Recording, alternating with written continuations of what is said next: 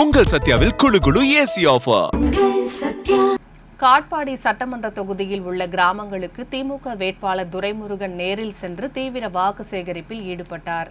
வேலூர் மாவட்டம் காட்பாடி சட்டமன்ற தொகுதிக்குட்பட்ட கரிகிரி, மேட்டுக்குளம், வண்டரந்தாங்கல், கரசமங்கலம், ஆரிமுத்து, மோட்டூர் ஆகிய கிராமங்களில் திமுக வேட்பாளர் துரைமுருகன் நேரில் சென்று தீவிர வாக்கு சேகரிப்பில் ஈடுபட்டார். அப்போது அவருக்கு மலர்கள் தூவி ஆரத்தி எடுத்து பெண்கள் சிறப்பான வரவேற்பு அளித்தனர். அதனைத் தொடர்ந்து பொதுமக்கள் மத்தியில் பேசிய அவர், முதலமைச்சர் மு.க.ஸ்டாலின் பல்வேறு வெளிநாடுகளுக்கு சென்று தொழில்துறையில் பல்வேறு வளர்ச்சிகளை கொண்டு வந்துள்ளதாகவும், அனைவரும் செய்யப்போவதை சொல்லி வாக்கு கேட்கின்றனர், ஆனால் திமுக செய்ததை சொல்லித்தான் வாக்கு சேகரிக்கிறோம் என்று கூறினார்.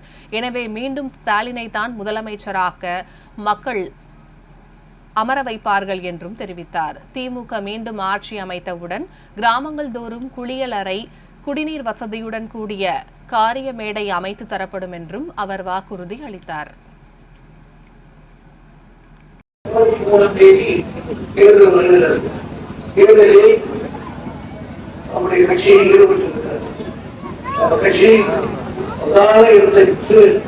மீண்டும் ஆட்சி அமைக்கும் போது அதில் எந்த விதமான சந்தேகம் கிடையாது.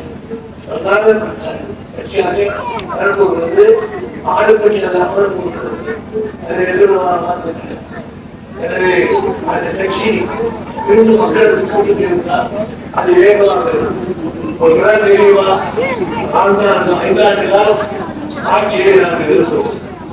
எந்த மொழி எத்தனையோ குழந்தைகள் வெளிநாடு போனால் தொழில்களுக்கான பணத்தை முதலீடாளர்கள் வந்து இந்த தொழிற்சாலையை கிடைக்கின்றனர். அமெரிக்காவுக்கு போனால்